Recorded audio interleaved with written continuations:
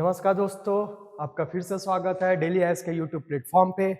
आज हम Indian constitution का अगला टॉपिक लेके चलेंगे। मौलिक अधिकार पार्ट 3 में चलेंगे, फंडामेंटल राइट पार्ट 3 में चलते हैं। तो देखते हैं, उसके पहले एक बार सिलेबस में नजर घुमा लेते हैं कि सिलेबस में क्या क्या चीजें होती है करके। ठीक है, आ गया। तो ये सिलेबस है, तो सिलेबस के कौन सा पार्ट में है आपका क्लास 7 का बात है। तो क्लास 7 में मौलिक अधिकार से संबंधित पार्ट 3 का बात कर रहे हैं, तो पार्ट 3 में हम चर्चा करेंगे। तो देरी न करते हुए सीधा चर्चा करते हैं और चलते हैं आगे। पहले क्वेश्चन में चलते हैं। पहला क्वेश्चन लिखा हुआ है, आपको दिखाई दे रहा है कि अनुच्छेद 21 में केवल शारीरिक जीवन नहीं बल्कि गरिमामय जीवन में शामिल है, यह सिद्धांत किस वाद में प्रतिपादित हुआ है बोला जा रहा है। तो वाद से संबंधित यहाँ पर क्वेश्चन है, आपके केसेस से रिलेटेड क्वेश्चन है। आपके पास ऑप्शन दिया गया है कि यहाँ पर पूछा क्या है। तो यहाँ पर बोलता है कि जो फंडामेंटल राइट है, यह आर्टिकल 21 का बात किया है। तो वो जो है उसमें फिजिकल लाइफ की ही बात की गई है कि उसमें डिग्निफाइड लाइफ की भी बात की गई है। तो उससे संबंधित कौन सा केस था, ये चीज आपको बताना है। पहला केस दिया है A के गोपालन बनाम मद्रास राज्य, एक दिया है मेनका गांधी बनाम भारत संघ दिया है, तीसरा ऑप्शन दिया है आपका केशवानंद भारती बनाम केरल राज्य, और चौथा ऑप्शन दिया है आपका गोलकनाथ बनाम पंजाब राज्य का बात करता है। तो इसमें जो आपका देखना पड़ेगा कि ये जो केसेस है उसमें जो यहाँ पर आपका आंसर है, जो वो आंसर आपका याद रखना है। आपका कौन सा आ जाएगा, आपका मेनका गांधी बनाम भारत संघ का ये जो आपका प्रिंसिपल जो दिया गया है उससे रिलेटेड ये बात करता है। तो हम देखते हैं कि मेनका गांधी, अगर बात करेंगे मेनका गांधी वर्सेस आपका इंडियन यूनियन का बात करते हैं। ये केस कब का है, तो आपका याद रखना है 1978 का केस है। क्या केस है भाई, इससे रिलेटेड क्या केस है। तो मेनका गांधी का जो पासपोर्ट था उसको जब्त कर लिया गया था। तो उस सिलसिले में ये केस आगे आया, मेनका गांधी ने अपील की और ये केस चला मेनका गांधी वर्सेस आपका इंडियन यूनियन के नाम से। तो पासपोर्ट इनका जब्त हो गया था। तो इसमें क्या क्वेश्चन उठा हुआ, तो इसको याद रखना है। इसका रिलेशन आर्टिकल किससे, आपका 21 से है, अनुच्छेद 21 से। अनुच्छेद 21 क्या बोलता है, प्राण व दैहिक स्वतंत्रता बोलता है। प्राण और दैहिक स्वतंत्रता का बात करता है, लाइफ का बात करता है, आपको याद रखना है आपका, और पर्सनल आपका लिबर्टी का बात करता है। ठीक है, तो ये आपका फ्रीडम का बात कर रहा है, फ्रीडम ऑफ आपका लाइफ और पर्सनल लिबर्टी का बात करता है। तो इससे रिलेटेड क्या चीज किया गया, तो जब ये केस लगा तो सुप्रीम कोर्ट ने डिसीजन दिया। सुप्रीम कोर्ट ने डिसीजन क्या दिया कि ये जो आपका आर्टिकल है, इस आर्टिकल 21 में जो बात की गई है, जिस राइट्स की बात की गई है या जिस फ्रीडम की बात की गई है, वो आपका याद रखना है कि उसका रिलेशन, पहला चीज आपको याद रखना है कि वो आपका शारीरिक अस्तित्व, ठीक है, फिजिकल एग्जिस्टेंस, फिजिकल एग्जिस्टेंस एक पॉइंट ये आया इसमें। और दूसरा चीज याद रखना है आपका गरिमामय जीवन का बात करता है। आगे डिग्निफाइड लाइफ के बारे में बात करता है। तो इसमें क्या चीज बोला जा रहा है, सुप्रीम कोर्ट ने क्या डिसीजन दिया, इसको देखते हैं।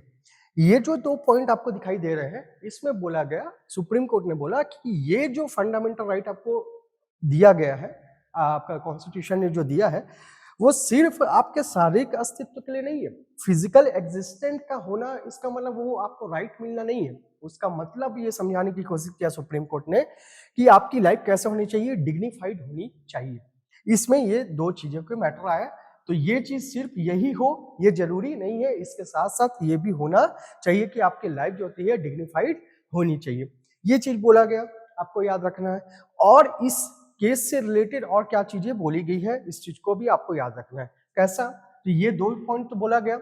और तीसरा पॉइंट बोला गया क्या, विधि द्वारा स्थापित प्रक्रिया, विधि द्वारा स्थापित प्रक्रिया को भी बताया गया। स्थापित प्रक्रिया का भी रिलेशन जो होता है, इसी आपका मेनका गांधी वर्सेस आपके इंडियन यूनियन के केस से रिलेटेड है। ठीक है, विधि द्वारा स्थापित प्रक्रिया का मतलब प्रोसीजर डिस्क्राइब्ड बाय लॉ, इसका बात किया गया। प्रोसीजर डिस्क्राइब्ड बाय लॉ, इसका मतलब क्या होगा, प्रोसीजर डिस्क्राइब्ड बाय लॉ का मतलब होता है, ये जो होता है विधि द्वारा स्थापित प्रक्रिया जो मैंने लिखा है यहाँ पर, वो क्या चीज होगी। एक तो आपको याद रखना है कि ये न्याय संगत होना चाहिए, ठीक है, एक न्याय संगत होना चाहिए, उचित होना चाहिए, ठीक है, आगे जस्ट, और ये आपका न्याय संगत होना चाहिए, इसको याद रखना है, ठीक है। फेयर होना चाहिए, फेयर होना चाहिए। और एक और चीज को आपको याद रखना है, क्या, तर्क संगत होना चाहिए, रीजनेबल होना चाहिए, ठीक है। ये नहीं कि हमने आपका बस राइट दे दिया, और ये जो होता है आपका आर्बिट्ररी नहीं होना चाहिए, नॉट आर्बिट्ररी याद रखना है आपको, नॉट आर्बिट्ररी, ठीक है। इसको यानी कि मनमानी इसमें नहीं होना चाहिए, मनमानी का बात नहीं किया गया है, इस चीज को याद रखें। तो मेनका गांधी का केस से रिलेटेड 1978 का केस हो गया, उनका पासपोर्ट को जब्त कर लिया गया था, आ गया इससे रिलेटेड तो केस आया। तो ये आर्टिकल 21 को डिफाइन कर रहा है, ये भी चीज को याद रखना है। दूसरा चीज याद रखना है, डिग्निफाइड लाइफ के बारे में सुप्रीम कोर्ट ने डिसीजन दिया। और तीसरा, विधि द्वारा स्थापित प्रक्रिया यानी कि प्रोसीजर आपका डिस्क्राइब बाय लॉ को उन्होंने क्लियरिफाई किया कि क्या चीज होगा। तो तीन चीजें होंगे, तर्क संगत, न्याय संगत और उचित होनी चाहिए, ये प्रक्रिया को बताया गया है, इस चीज को आपको याद रखना है। दूसरी पॉइंट क्या बताई गई है इसी में, इसी आपके मेनका गांधी आपके केसेस में ये बताया गया कि आर्टिकल जो होता है, ये आर्टिकल आपका याद रखना है, आर्टिकल 14, आर्टिकल 19 और आर्टिकल 21 का अंतर संबंध है, इंटर रिलेटेड है ये तीनों आर्टिकल एक दूसरे से, ये चीज को भी बताया गया। तो आपका जो डिसीजन है तो 2 से 3 पॉइंट यहाँ पर याद रखना है। तो आपको ये जो क्वेश्चन आर्टिकल 21 में सिर्फ शारीरिक जीवन नहीं बोल रहा है आपका, ये तो नहीं है, तो क्या आएगा आपका, डिग्निफाइड लाइफ के बारे में बोला गया, किसमें बोला गया, मेनका गांधी बनाम भारत संघ का आंसर इसका लेंगे, ठीक है। चलिए आगे चलते हैं इसमें, ठीक, ये आगे चलते देख लीजिए आंसर, ये पहला का आंसर ये हो गया। दूसरा क्वेश्चन चलते हैं, दूसरा क्वेश्चन में क्या चीज लिखा हुआ है देखते हैं, ठीक है। दूसरे क्वेश्चन का बात करते हैं, तो आपका किस अनुच्छेद के अंतर्गत सर्वोच्च न्यायालय को रिट जारी करने की शक्ति मिली हुई है। तो हम याद रखना, आर्टिकल दिया है 32, आर्टिकल 124, आर्टिकल 226 और आर्टिकल 136, ये 4 ऑप्शन आपके पास दिखाई दे रहे हैं। तो आर्टिकल 32 क्या है, आर्टिकल 32 है रेमेडीज के बारे में बताता है, ठीक है, कॉन्स्टिट्यूशनल रेमेडीज के बारे में, संवैधानिक उपचारों का अधिकार के बारे में ये डिस्कस करता है, इस चीज को आपको याद रखना। और इसी में ही बताया गया किसके बारे में, रिट्स के बारे में बताया गया है, रिट्स के बारे में आपको यहाँ पर बताया गया है। तो रिट्स जारी करने का 2 चीजें केस को याद रखना है, एक सुप्रीम कोर्ट रिट जारी करता है और एक हाई कोर्ट रिट जारी करता है, ठीक है। तो सुप्रीम कोर्ट को किससे रिलेटेड रिट जारी करने का जो पावर है वो चीज को याद रखना है, सुप्रीम कोर्ट को फंडामेंटल राइट से रिलेटेड, मौलिक अधिकार से रिलेटेड क्या जारी कर सकता है, ये रिट जारी कर सकता है। और कौन से आर्टिकल को इसमें देखना पड़ेगा, आर्टिकल 32 के अकॉर्डिंग ये रिट जारी करेगा। जबकि अगर मैं हाई कोर्ट का बात करूंगा तो हाई कोर्ट के लिए आपका आर्टिकल कौन सा है, आपका 226 के अकॉर्डिंग ये चीज करेगा। तो इसमें आपका आ जाएगा आपका कॉन्स्टिट्यूशनल पावर्स, कॉन्स्टिट्यूशनल, ठीक है, राइट्स के बारे में, ठीक है, प्लस फंडामेंटल राइट्स के बारे में ये चीज बात कर सकता है, और लीगल राइट्स के बारे में, ये तीनों के बारे में याद रखना है, ये रिट जारी कर सकता है। तो जो आपका एक एरिया को बोलेंगे, तो जो यहाँ पर क्षेत्राधिकार का बात करते हैं, एरिया का बात करते हैं, तो हाई कोर्ट का जो एक्सपेंशन जो है इस रिट जारी करने में, वो as compare to Supreme Court वो ज्यादा है, इस चीज को आपको याद रखना है। दूसरा चीज यहाँ पर याद रखना, आर्टिकल 32 का रिलेशन दोनों से मान सकते हैं, लेकिन सुप्रीम कोर्ट रिट जारी करता है तो आर्टिकल 32 के अकॉर्डिंग आ जाएगा, और इसमें हाई कोर्ट का 226। तो यहाँ पर क्वेश्चन क्या बोला है आपका, सर्वोच्च न्यायालय बोला गया है, तो रिट जारी करने का जो पावर आएगा ये आर्टिकल 32 इसका आंसर होगा। क्लियर हो गया, ठीक है। चलिए आगे चलते इसी में, ये देख लेते हैं आपका आंसर आगे आपका कौन सा, आपका 32 आंसर आ जाएगा, ठीक है। अब आगे इसी में, ठीक, कौन सा क्वेश्चन, चलते हैं आगे, क्वेश्चन नंबर 3, ठीक है। क्वेश्चन नंबर 3 में क्या चीज आएगा, एक नया क्वेश्चन आपको दिखाई दे रहा है, आर्टिकल 1921 और आपका 14 are not separate but interconnected, in which case was this principle laid down. ये केस के बारे में अभी जस्ट हमने चर्चा किया है, इस चीज को आपको याद रखना है। तो ये जो डिस्कशन हमने किया है, तो उस चीज को याद रखना है कि मैंने अभी बताया कौन सा केस आ जाएगा, Maneka Gandhi versus Indian Union का केस था, इसमें हमने ये डिस्कस किया। तो इसका आंसर आपको दिखाई दे रहा है, या ए बी सी डी में से कौन सा आंसर होगा, आपका ए इसका आंसर हो जाएगा, क्योंकि अभी डिस्कस किया था हमने तो इस चीज को आपको याद रखना है। क्लियर हो गया? ठीक है, अब देख लेते हैं इसका आंसर क्या है। ठीक है, अब आगे चलते हैं फोर्थ नंबर के क्वेश्चन में। फोर्थ नंबर का क्वेश्चन क्या बोलता है? फोर्थ नंबर का क्वेश्चन बोलता है मौलिक अधिकारों की संरचना किस सिद्धांत पर आधारित है?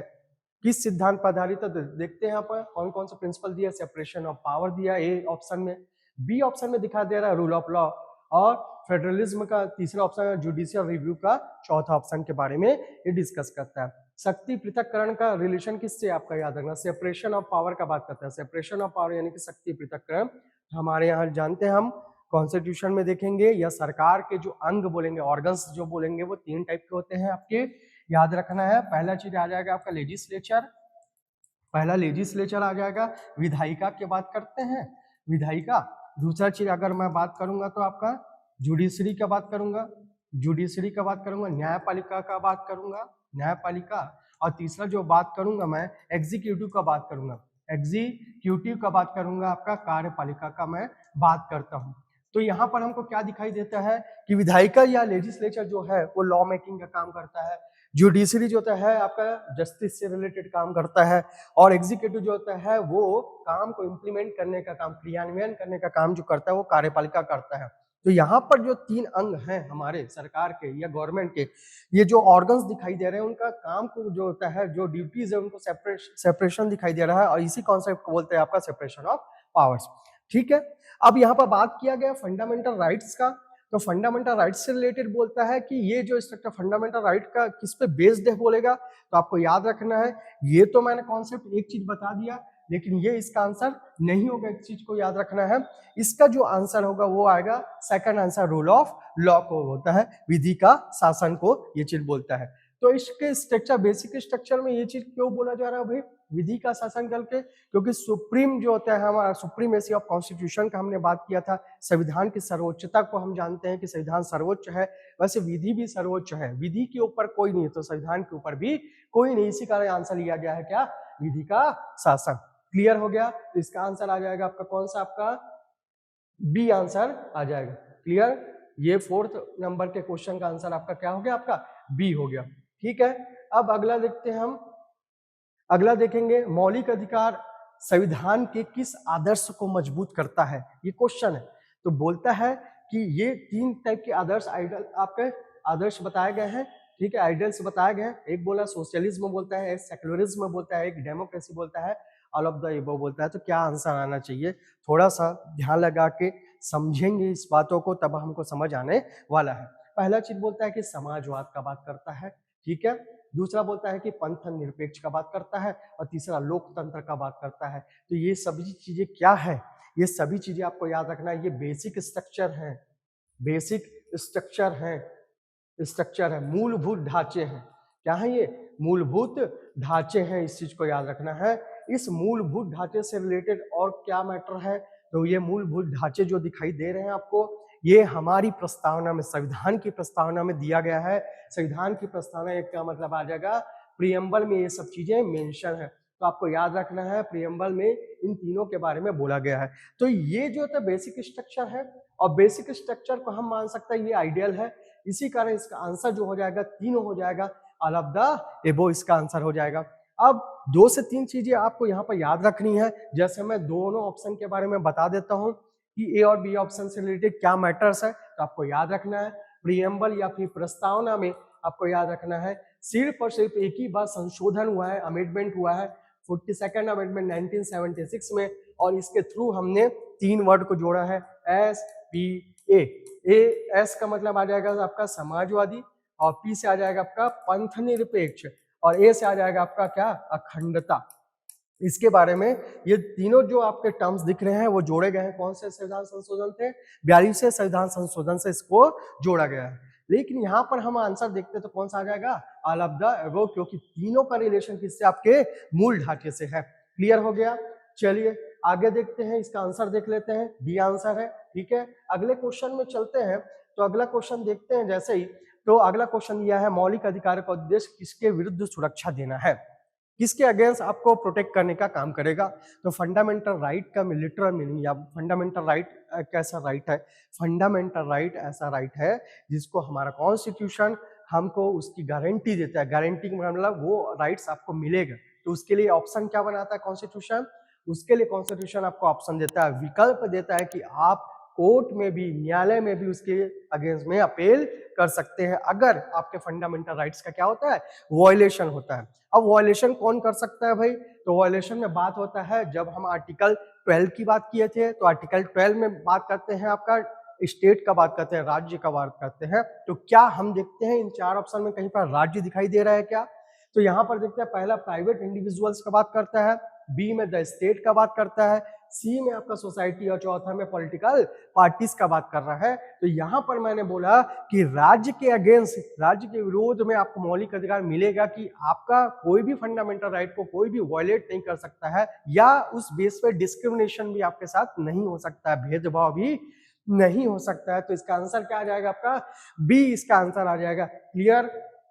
चलिए इसका आंसर देख लेते हैं। ठीक है, ये बी आंसर हो गया आपका। ठीक, अगले क्वेश्चन में देखते हैं अगला क्वेश्चन क्या कहता है। तो अगला क्वेश्चन में देखते हैं किस अधिकार को प्राकृतिक अधिकार माना गया है। ठीक है, नेचुरल राइट किसको माना जाता है? नेचुरल राइट का मतलब आपको यहाँ पर लॉजिक लगाना है। ठीक है, अपने माइंड को एक्टिव रखना है और लॉजिक लगा के सकना है। क्या संपत्ति आपका नेचुरल राइट है क्या? क्या जन्म से हमको संपत्ति मिल जाता है क्या? कई लोग गरीब है, कई लोग अमीर है, लेकिन जन्म से संपत्ति मिल जाता है क्या? प्रॉपर्टी मिल जाती है क्या? तो नहीं मिल सकती। जन्म से हम व्यापारी बन जाता है क्या? ट्रेडर्स बन जाता है क्या? तो ये भी नहीं हो सकता है। जन्म से हमको शिक्षित हो जाता है क्या? एजुकेटेड हो जाता है क्या? तो ये भी नहीं हो सकता। तो बचा क्या ऑप्शन में? तो जीवन, लाइफ मिलती है हमको, तो इसी कारण नेचुरल राइट को बोलेगा। तो इसका आंसर क्या आ जाएगा आपका? आपका बी आंसर आ जाएगा, लाइफ इसका आंसर आ जाएगा। क्लियर हो गया? चलिए आगे चलते, इसी में अगले क्वेश्चन में कंसंट्रेट करते हैं और देखते हैं। उच्च न्यायालय रिट जारी करता है, तो मैंने अभी बताया है हाई कोर्ट के बारे में। हाई कोर्ट के जो रिट जारी करने की जो शक्ति है, जो पावर है, वो as compare to Supreme Court ज्यादा है, क्योंकि सुप्रीम कोर्ट सिर्फ और सिर्फ फंडामेंटल राइट से रिलेटेड वायोलेशन होने पर रिट जारी कर सकता है। लेकिन हाई कोर्ट का अगर बात करता हूं तो यहाँ पर देखते हैं ऑप्शन में क्या क्या चीजें बोली गई है। तो पहला option only for the fundamental rights, क्या सिर्फ मौलिक अधिकार के लिए करता है? तो ये चीज गलत हो जाएगा, इस चीज को याद रखना। Only in the administrative matters, इसी मैटर्स में ही सिर्फ हाई कोर्ट रिट जारी कर सकता है, तो ये भी चीज गलत हो जाएगा। For both fundamental and legal right, जो मैंने अभी थोड़ी देर पहले 2 मिनट पहले चर्चा की, डिस्कशन किया है, तो फॉर बोथ फंडामेंटल राइट के लिए भी करता है और लीगल राइट्स के लिए भी ये चीज करेगा। इस चीज को आपको याद रखना है। ओनली अगेंस्ट द स्टेट, तो ये चीज मैटर नहीं आएगा। तो आंसर आ जाएगा कौन सा का? थर्ड आंसर आ जाएगा इसका, सी आंसर आ जाएगा। मौलिक व कानूनी अधिकार दोनों हेतु क्या कर सकता है उच्च न्यायालय? रिट जारी कर सकता है। तो इसका आंसर क्या आ गया? सी इसका आंसर आ जाएगा। क्लियर हो गया? अगले क्वेश्चन में चलते हैं। अगला क्वेश्चन आ जाएगा आपका, सिंपल क्वेश्चन है, इसको ध्यान से पढ़ेंगे। कभी कभी ट्रिकी क्वेश्चन आ जाते हैं तो वन लाइन फैक्ट के टाइप का क्वेश्चन भी पूछा जा सकता है। आर्टिकल 32 को किसने संविधान की आत्मा कहा है? किसने इसको सोल ऑफ द कॉन्स्टिट्यूशन कहा है? आर्टिकल 32 के बारे में हमने अभी डिस्कस किया था कि इसमें संवैधानिक उपचारों का अधिकार दिया गया है, इसी में रिट की बात की गई, यही आपका रेमेडीज है। ठीक है, जब आपका वायलेशन होता है फंडामेंटल राइट का, तो रेमेडीज यहाँ पर दिखाई दी गई है। और रेमेडीज ही क्या? आपका रिट है।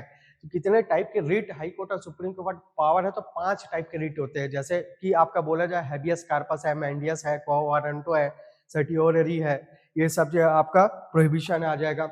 ये 5 टाइप के जो रिट है वो रिट जारी कर सकता है हाई कोर्ट और सुप्रीम कोर्ट को याद रखना है। तो क्वेश्चन क्या बोलता है कि आत्मा किस में कहा गया है? तो रिट के बारे में इसमें डिस्कस किया गया है। तो इसी को ही संविधान की आत्मा कहने वाले जो विद्वान है वो है आपके भीमराव अंबेडकर। भीमराव अंबेडकर ने आर्टिकल 32 को सोल ऑफ द कॉन्स्टिट्यूशन कहा है। और कहा क्यों है?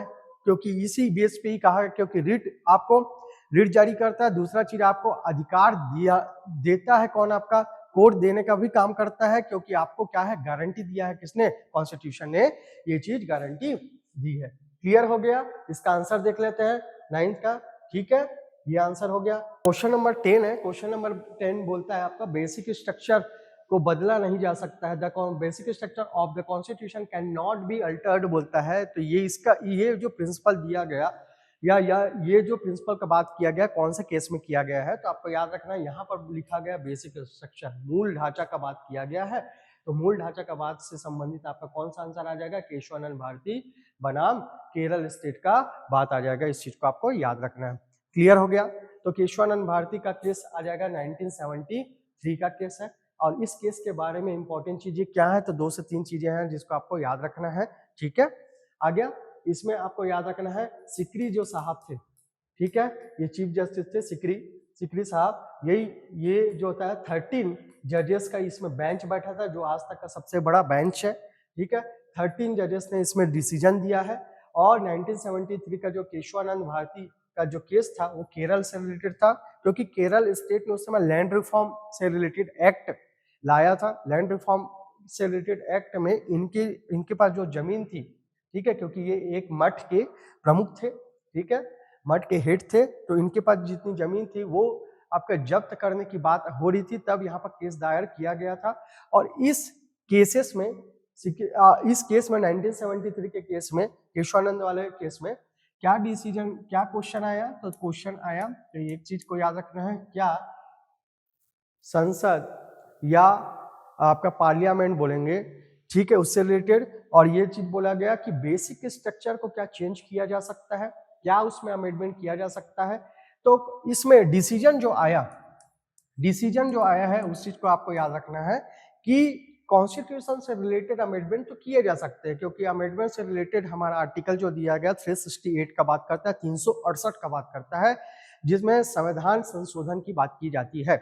लेकिन यहां पर बोला गया डिसीजन में कि आप अमेंडमेंट तो कर सकते हैं, बट फंडामेंटल राइट, या फिर फंडामेंटल राइट नहीं बोल सकते उसको, बेसिक स्ट्रक्चर जो कॉन्स्टिट्यूशन का है उसको, उसमें कोई भी इंपैक्ट या प्रभाव नहीं पड़ना चाहिए, बेसिक स्ट्रक्चर में अमेंडमेंट नहीं किया जा सकता है, इसमें बोला गया। तो बेसिक स्ट्रक्चर कैसा, तो जैसे कि मैंने बात किया था समाजवाद, ठीक है, ठीक है, सोशलिज्म का बात किया था, समाजवाद का बात कर दिया, पंथ निरपेक्ष का बात कर दिया, पंथ निरपेक्ष का बात कर दिया, सेक्युलरिज्म का बात कर दिया, ठीक है, आ गया समझ में। लोकतंत्र का बात किया, लोकतंत्र डेमोक्रेसी का बात किया, तो यही सब क्या चीज है आपके बेसिक स्ट्रक्चर, हम तो इसमें इंपैक्ट नहीं पड़ना चाहिए, ये निर्णय आया था। तो इसका आंसर क्या हो जाएगा आपका, डी आंसर इसका आ जाएगा। क्लियर हो गया यहां तक का, तो इसका आंसर आपका क्वेश्चन नंबर 10 का डी आंसर आ जाएगा। अगला क्वेश्चन चलते हैं और देखते हैं अगला क्वेश्चन क्या बोलता है,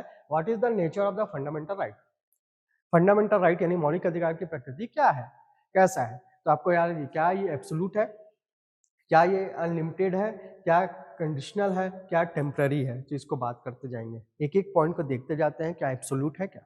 फंडामेंटल राइट अगर एब्सोल्यूट होता तो हम इन फ्यूचर या अभी प्रेजेंट में किसी चीज की डिमांड करते या गवर्नमेंट से डिमांड करते, क्या नहीं करते, क्योंकि हमको फंडामेंटल राइट पूरा मिल चुका है, तो क्यों डिमांड करेंगे। तो इस चीज को याद रखना है।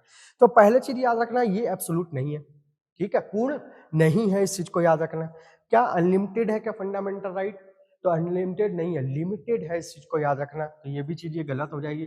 कंडीशनल, लिमिटेड मतलब कंडीशन। आपको फंडामेंटल राइट कॉन्स्टिट्यूशन देगा, लेकिन वो रिजनेबल रिस्ट्रिक्शन भी लगा सकता है, युक्त निर्बंधन या निर्बंधन लगाया जा सकता है, या रोक आपके ऊपर लगाया जा सकता है, इस चीज को याद रखना है। तो इसका जो आंसर जो दिखाई दे रहा है वो सशर्त, शर्त के साथ लगाया जाएगा। ऑप्शन जो इसका सी है वो सही आ जाएगा, ठीक है। राइट आंसर जो आएगा इसका आंसर सी आ जाएगा। क्लियर हो गया यहाँ तक का।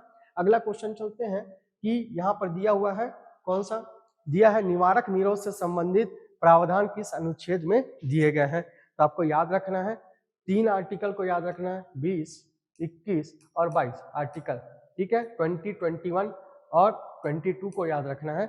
इसमें बात किया जाता है दोष का, इसमें बात किया गया प्राण एवं दैहिक स्वतंत्रता का, और इसमें गिरफ्तारी का बात। तो जहां गिरफ्तारी का बात होगा, अरेस्ट करने का जब बात होगा, तो उसी से रिलेटेड जो मैटर है वो कौन सा आ जाएगा, ये रिलेटेड टू प्रिवेंटिव डिटेंशन का बात आता है। तो आर्टिकल कौन सा में बात हो रहा है, देखिए आर्टिकल 22 में बात हो रहा है। तो इसका आंसर क्या आ जाएगा आपका 22, यानी कि आर्टिकल 22 इसका आंसर होगा। क्लियर हो गया, ठीक है। आगे चलते इसी में अगला क्वेश्चन आ जाएगा आपका, ठीक। अगला क्वेश्चन आर्टिकल 22 का रिलेशन किससे, तो अभी आपने पढ़ा किससे आ जाएगा, अरेस्ट एंड डिटेंशन से रिलेटेड है। तो इसका भी आंसर क्या आ गया आपका, बी आंसर आ जाएगा। क्लियर, ठीक है। आगे क्वेश्चन देखते हैं। क्वेश्चन नंबर आपका 14 का बात करते हैं, किस स्थिति में अनुच्छेद 19 स्वतः स्थगित हो जाता है। Under what circumstances is article 19 automatically suspended. किस केस में होगा, तो आपके पास 3 इमरजेंसी के केस, 3 से 4 इमरजेंसी के केस यहाँ पर दिखाई दिए हैं। इस इमरजेंसी के केस में हम नीचे से चलते हैं कि क्या स्टेट डिजास्टर या इस स्टेट में कोई इमरजेंसी आती तो क्या ऑटोमेटिकली खत्म हो सकता है क्या, तो ये चीज नहीं हो सकता, इस चीज को याद रखना है। फाइनेंशियल इमरजेंसी आएगी तो अभी तक तो आई नहीं है इंडिया में, ये चीज को याद रखना है।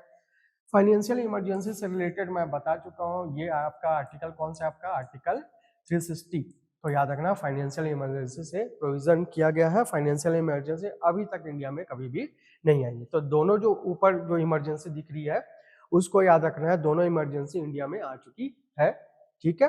अब प्रेसिडेंट रूल का बात करता हूँ, तो ये आर्टिकल आपका 356 है, ठीक है। अनुच्छेद कौन सा, अनुच्छेद आ जाएगा 356, और ये इसका बात करूंगा तो आर्टिकल 352 352 का बात करता है नेशनल इमरजेंसी। प्रेसिडेंट रूल को और क्या चीज बोलते हैं, प्रेसिडेंट रूल को याद रखना कॉन्स्टिट्यूशनल, कॉन्स्टिट्यूशनल इमरजेंसी भी बोला जाता है, संवैधानिक आपात भी बोला जाता है।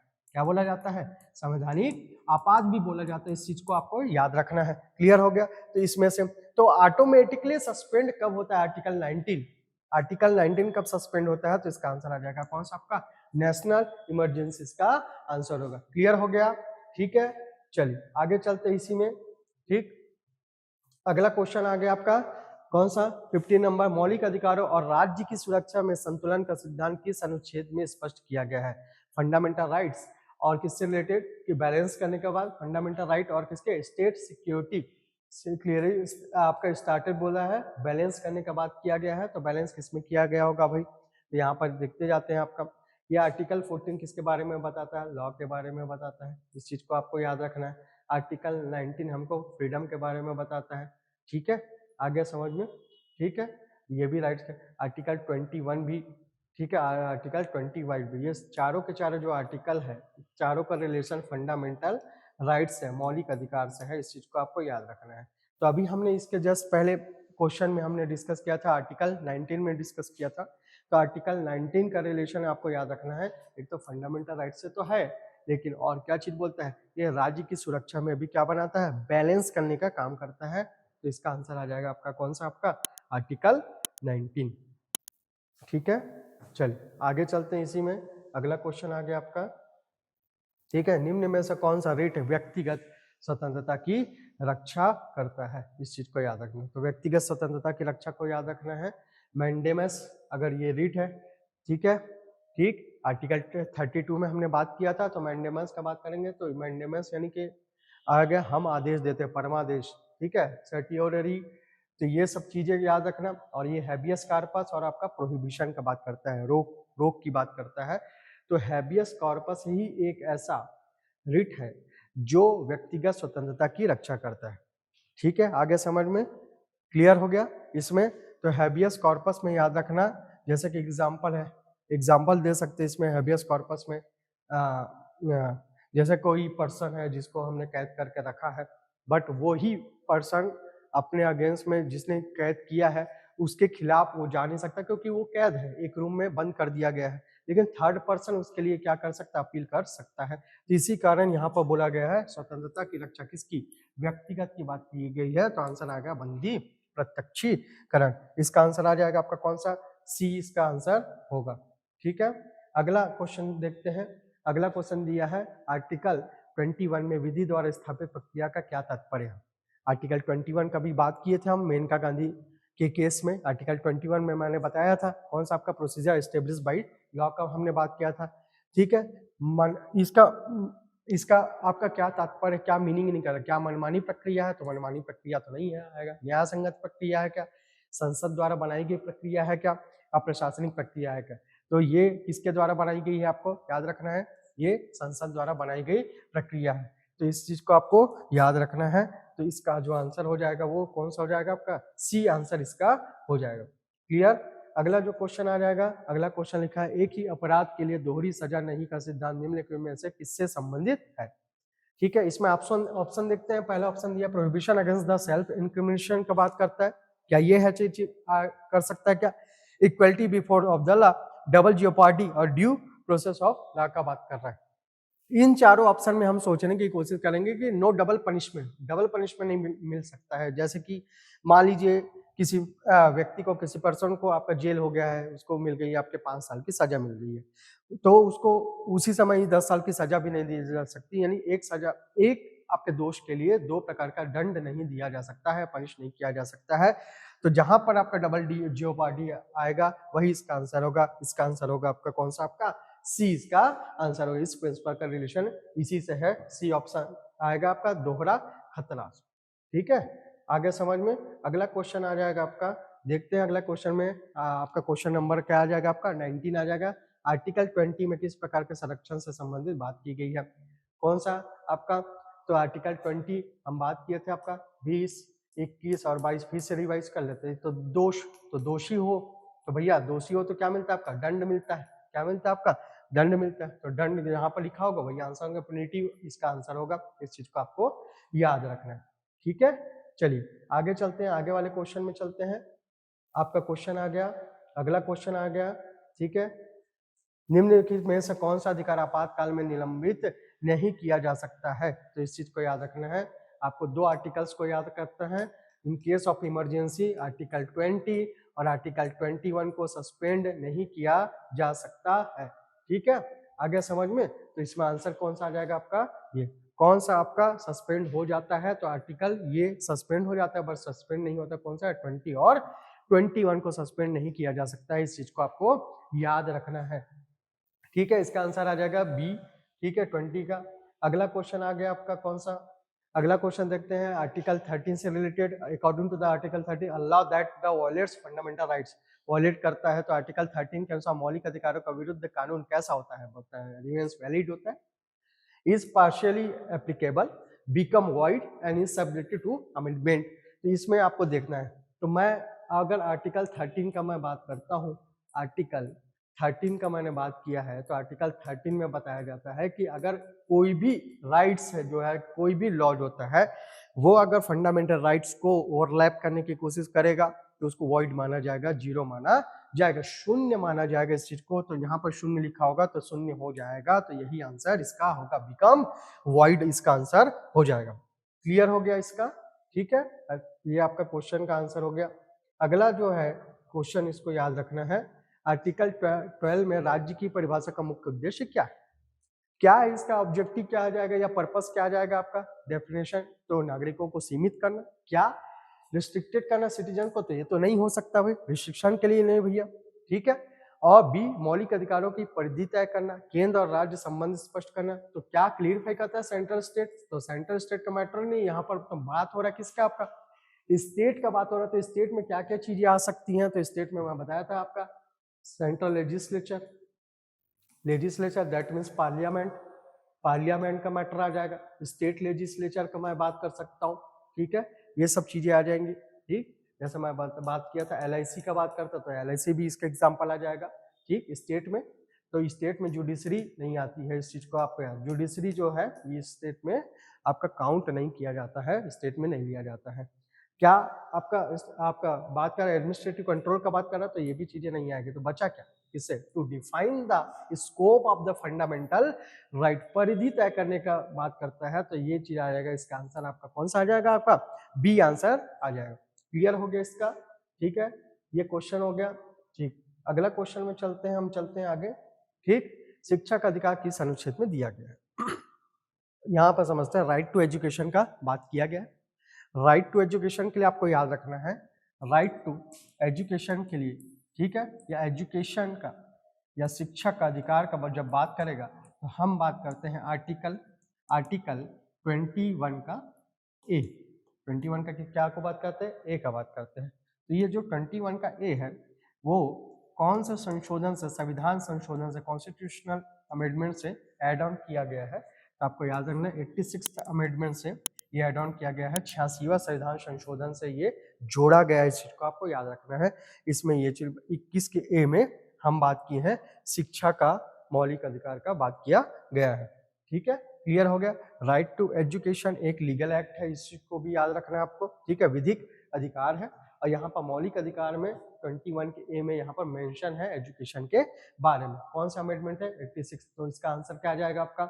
इसके बारे में बात किया 21 का ए के बारे में ये बात करता है। ठीक है, अगला अगला क्वेश्चन चलते हैं इसी में।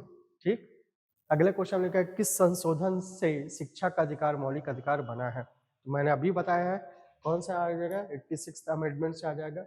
इसका आंसर हो गया आपका कौन सा, आपका सी। ठीक है, अब अगला क्वेश्चन चलते हैं। अगले क्वेश्चन में क्या चीज दिया गया है, मौलिक अधिकारों की व्याख्या। Who has the final authority to interpret fundamental rights को व्याख्या करने का जो अधिकार है वो किसके पास है, ये चीज बोल रहा है। तो व्याख्या कौन करेगा, तो ये सिंपल फंडा लगाना है आपको। ठीक है, क्या राष्ट्रपति करेंगे इसका व्याख्या, इंटरप्रेट करेंगे, तो ये चीज नहीं आएगा। क्या सुप्रीम कोर्ट करेगा, क्या आपका मिनिस्ट्री ऑफ लॉ करेगा, क्या पार्लियामेंट करेगा, तो इस चीज को आपको याद रखना। मौलिक अधिकारों की जो व्याख्या का काम है, व्याख्या का काम, क्योंकि ये मौलिक अधिकारों की व्याख्या का बात कर रहा है तो ये कहीं ना कहीं आपका जस्टिस से रिलेटेड है, न्याय से संबंधित है। और इस न्याय का जब भी हम बात करेंगे तो विधि का बात किया जाएगा, लॉ का बात किया जाएगा, रूल और रेगुलेशंस की बात, कानून की बात की जाएगी। तो उसको व्याख्या कौन करता है, उसको व्याख्या कौन करता है, तो उसको न्यायालय व्याख्या करता है।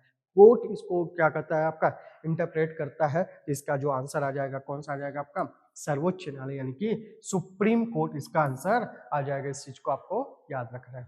क्लियर हो गया, ठीक है।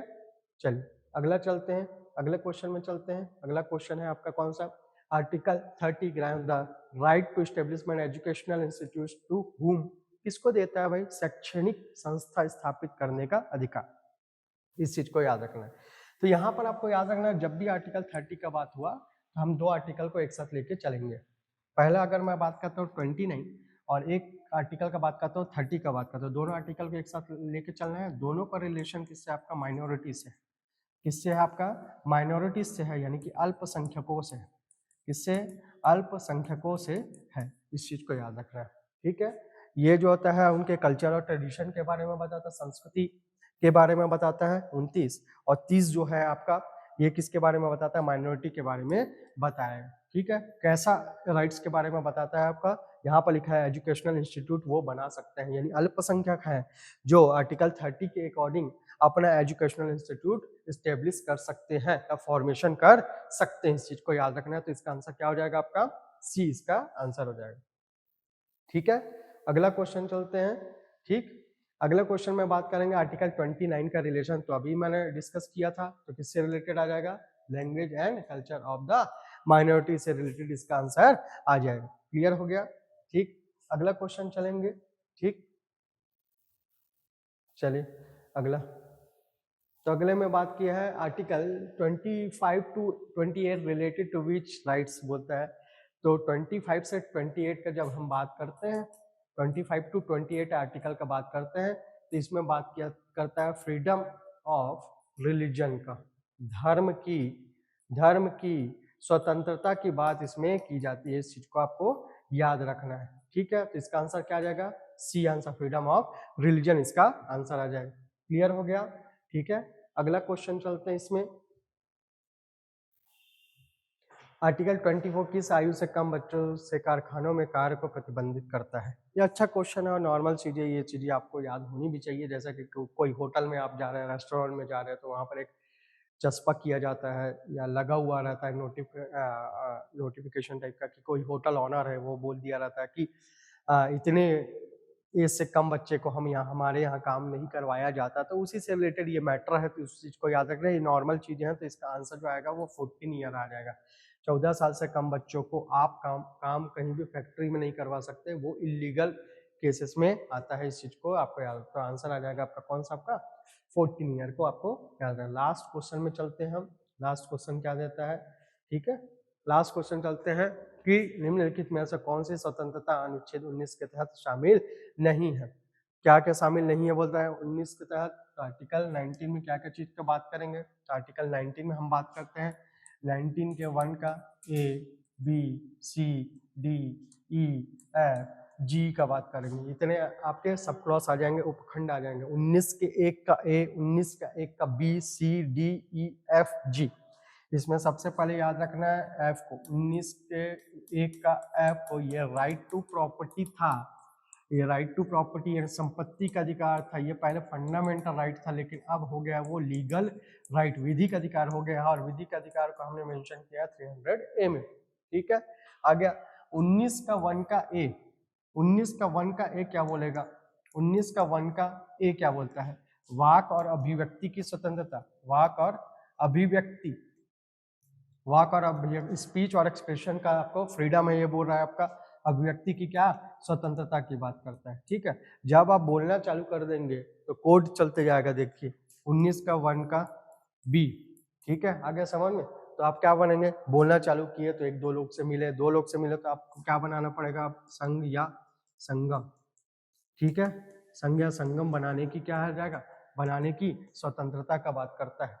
ठीक है, या तो आप एक ऑर्गेनाइजेशन या इंस्टीट्यूट बना सकते हैं, इसका बात करता है। जब ये चीज बना लिए तो आपको याद रखना है, ये चीज आ गया तो आप क्या करेंगे? तो सी में आप क्या करेंगे? सम्मेलन।